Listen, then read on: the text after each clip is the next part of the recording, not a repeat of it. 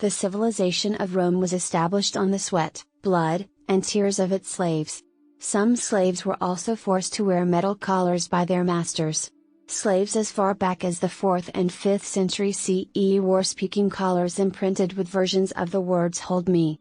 I have escaped." The Roman Empire was rife with slavery, which was a common and accepted institution in Roman culture. It is estimated that between 200 BC and 200 AD, about a quarter or even a third of Rome's populace was held as slaves. Slavery was an integral part of Roman culture and society. In fact, it was the widespread use of slave labor that allowed for the provision of bread and circuses, the phrase used to describe the numerous benefits enjoyed by Roman residents. Slavery was a real possibility in ancient Rome for a variety of reasons. Hi there, nice to have you all back on the Hallmark History channel. The dark and often overlooked part of ancient Rome's history, the lives of slaves. From gladiators to laborers, slaves played an integral role in the functioning of ancient Rome. But what was life really like for these people? Slaves provided a source of relatively inexpensive labor for the Roman economy at diverse points in time.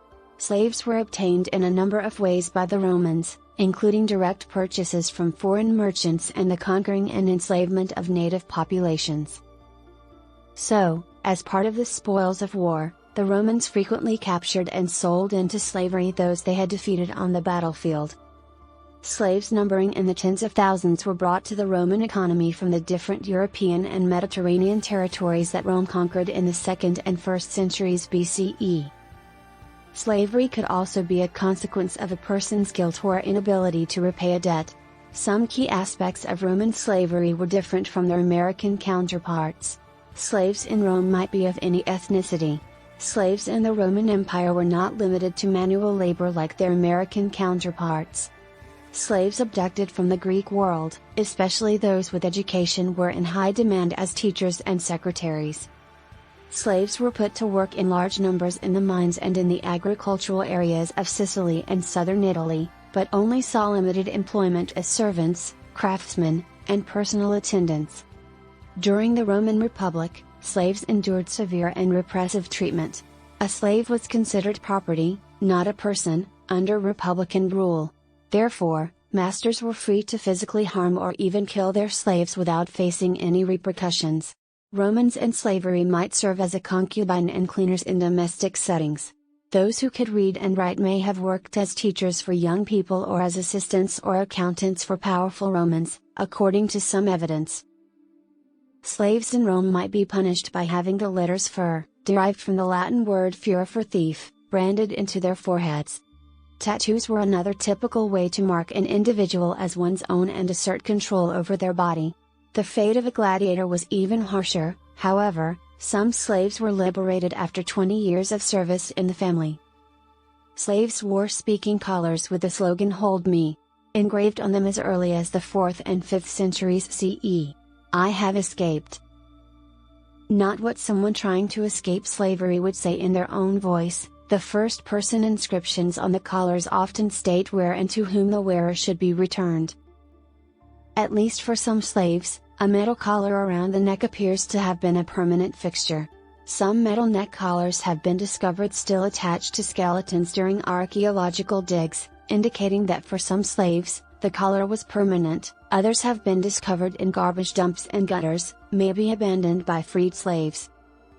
The surviving metal neckbands have circumferences that are comparable to modern men's small and medium shirt collars, so they would have fit comfortably around wearers' necks. This may not have been painful, but the wearer would have been aware of the collar's presence. Collar wearers also wouldn't have been able to read the inscriptions due to the way the accessory was designed to be worn. Slave or not, the collar served as a visible status signal for anyone who had access to it. The guy wearing the collar could not help but feel its weight, and he could not help but notice the other people's judgments of him as a result. The collars tell us a lot, but perhaps the most crucial thing is that the Romans worried a lot about their most valuable slaves escaping. It's hard to say whether or not these collars actually reduced the number of attempted breakouts, but there's no denying that they were humiliating and uncomfortable for anyone forced to wear one. Slaves had the right to petition for their freedom, but in reality, Their masters held complete power and control over their lives. Brands proved ownership in the event of a slave revolt. These blemishes were prominently placed on their exposed palms, lower extremities, and upper bodies. In addition to branding, masters often employed metal collars on their regular slaves. As was to be expected, discontent among slaves against their inferior status and cruel treatment eventually erupted into periodic uprisings.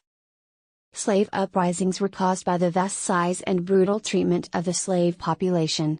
Small bands of rebels in Sicily in 135 BCE and 104 BCE found tens of thousands of willing followers who also wanted to break free from the tyranny of Roman slavery. Although the Roman Senate saw these as major civil disturbances that required years of direct military action to put down, they were never viewed as a threat to the Republic. There had never been a slave insurrection in the center of Rome, and slaves were never considered a threat to the city. The Third Servile War, however, would alter that view.